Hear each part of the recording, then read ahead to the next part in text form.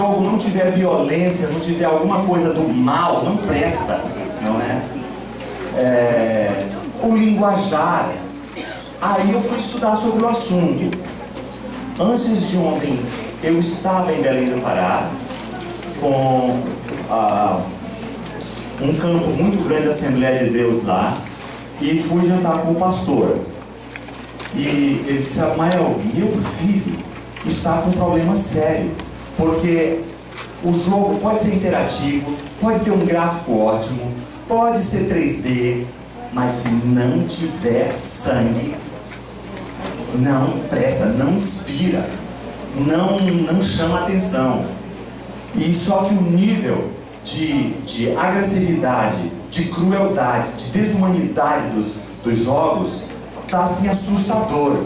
E ele já me confessou, ele não consegue parar, ele não consegue gostar de outra coisa, é só disso. Só que ele insiste em uma teoria, que isso não o afeta. Ele sabe fazer a diferença entre o que é game e o que é realidade. Eu recentemente andei lendo um pouco sobre isso, mais estatísticas sobre o que anda acontecendo no mundo afora. Geralmente, coisas absurdas, monstruosas, andam sendo praticadas por pessoas muito bem criadas, com bons educadores, bons princípios, mas na diversão, que a gente chama, que não é cognitiva, não é aquela coisa organizada, é lá na hora do entretenimento, ele teve a liberdade de escolher. E se tinha essa teoria que diversão é diversão, realidade virtual é uma coisa, realidade é outra. E as crianças que brincaram, que passaram os seus 7 anos de infância, a partir de games entra aí até 14, 15, 16, 17, até os caras de 20 anos estão brincando como qualquer outra criança com os games, só que o nível de violência e de desumanidade é maior. Mas aí o que é feito para os de 20 anos, os de 7 ou 8 anos também brincam normalmente porque os pais não dão assistência. Então muita coisa está sendo criada para adulto, pessoas com mais de 18 anos, e está sendo usado por crianças de 6, 7, 8 anos igualmente, tá? O acesso é o mesmo, a criança tem um limite para baixar jogos, tem um número de cartão de crédito que vai entrar lá com acesso do pai no iPad, ele tem uma cota que ele pode baixar por dia de dólares, que ele pode baixar de arquivos. Os pais têm seus filhos nos apartamentos, dão tudo para eles e vão trabalhar. E eles escolhem o que está todo mundo usando, o que está todo mundo consumindo, o que está todo mundo comentando na escola. E eles só gostam disso. E tem esse jogo, eu acho que é Call for the Duty, não é? Que é chamada ao dever. Então ele estava comentando, qual é o problema desse jogo? É só mundo virtual, isso não tem nada a ver. Então, sobre esse especificamente, o comentário é o seguinte, que a diversão parece que é só diversão, mas enquanto você tem prazer o prazer não é virtual, o prazer é real, de matar tantas pessoas, de atirar na cabeça de tantas pessoas, a satisfação de ter conseguido cometer aquele ato é real. O ato não foi, mas a satisfação foi. O prazer, as sensações são todas reais, tá? Elas não são abstratas, elas foram sentidas, elas foram vividas. E isso forma padrões de conduta, de pensamento, de sentimento, da forma de lidar com o semelhante, de perda de importância do outro, não é?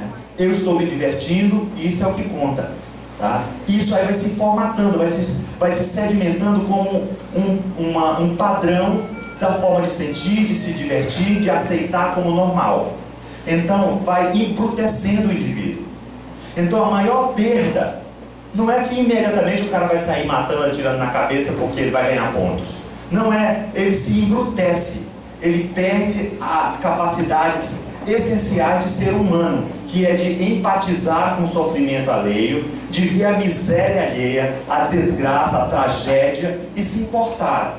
Então a chance desse indivíduo se envolver com questões humanitárias, se tornar um missionário, se tornar um médico, um profissional da área de saúde que vai se importar com a dor e o sofrimento alheio, é diminuída geralmente para zero, tá? Porque isso está do outro lado, do lado chato da diversão. Você se importar, eu me divirto, o que me gratifica, o que me satisfaz, o que me causa prazer, é fazer isso. Agora, por trás disso, por que hoje isso é normal no mundo virtual, sendo que todo mundo sabe que os sentimentos, sensações e o sentimento de prazer é real? Porque isso vai causar algo desses indivíduos, algo que não interessa para Deus, mas interessa para o maligno, para aquilo que Satanás quer que o mundo seja, para que as pessoas sintam, pensem, ajam e reajam de acordo com os padrões dele. Aquilo para que o mundo que ele está levando à humanidade, que jaz no maligno, seja nessa realidade para a qual ele está conduzindo a humanidade, e isto seja normal. Ao mesmo tempo, a mescla dessa questão da violência, da desumanidade na diversão com práticas de satanismo, busca do ocultismo. Porque essa mescla dessas duas coisas, da violência, do desrespeito pelo indivíduo, pela vida, pelo bem-estar do outro, porque eu estou só me divertindo virtualmente, e ao mesmo tempo a busca pelo poder. A quantidade de produtos, no momento quase tudo que sai na mídia só é consumido se tiver alguma coisa ou de extrema violência, com morte de adolescentes, de crianças. Agora tem uma outra série que vai substituir o Harry Potter, que saiu de linha, não é? E causou seus efeitos, porque a partir de hoje, quando uma criança pensa em bruxo, não pensa mais em algo mal, pensa em um herói, tá? Então substituiu no imaginário das pessoas, de um modo geral, aquela ideia de que bruxa é coisa do mal. Hoje, a ideia que está estabelecida na mentalidade mundial, graças ao Harry Potter principalmente, é aquele pensamento, aquele conceito, aquela ideia básica de que existe a bruxaria boa e a bruxaria mal.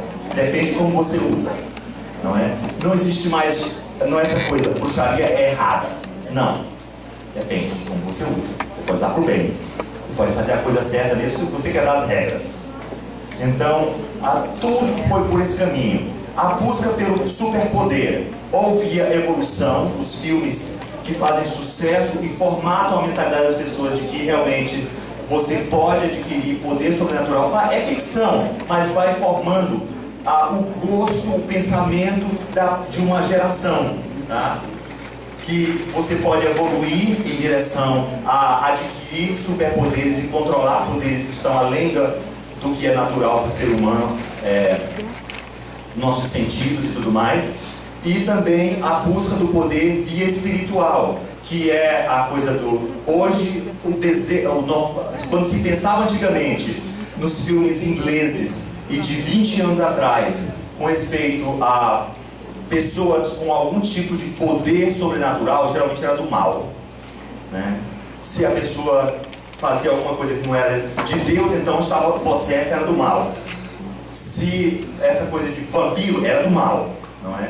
Isso tudo foi mudando, tá? E foi incorporada a diversão diária, constante, que ocupa a maior parte do tempo das crianças que têm bastante tempo livre, não é? Da diversão em geral. Então a diversão em geral hoje gira em torno de busca do sobrenatural, de superpoderes, de você tanger o sobrenatural, e associada à violência, à perda do respeito pela vida do outro, pelo bem-estar do outro. Então, juntando tudo isso, nós sabemos muito bem para que o mundo está sendo preparado, não é? Para uma época onde isso vai ser absolutamente normal. Qual é a faixa etária mais atingida e onde esses valores são formatados? A infância, tá? Satanás, o mundo, tá? O mal em si, estão pegando essa faixa etária, tá?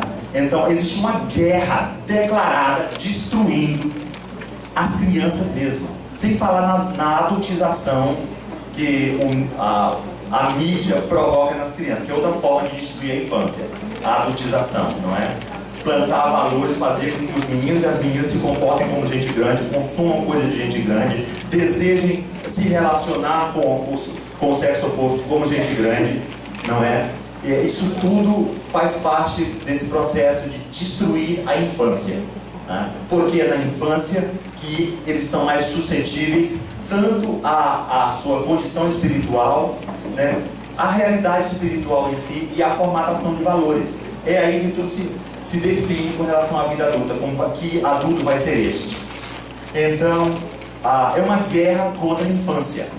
O pior é que antes das mídias se tornarem, da tecnologia tornar tudo isso totalmente democrático, é que as famílias cristãs estavam meio que separadas, tinha uma linha divisória. Hoje não tem mais. Então as crianças, filhos dos crentes, estão tão suscetíveis e convivem de um modo geral na mesma intensidade e proporção que os de fora.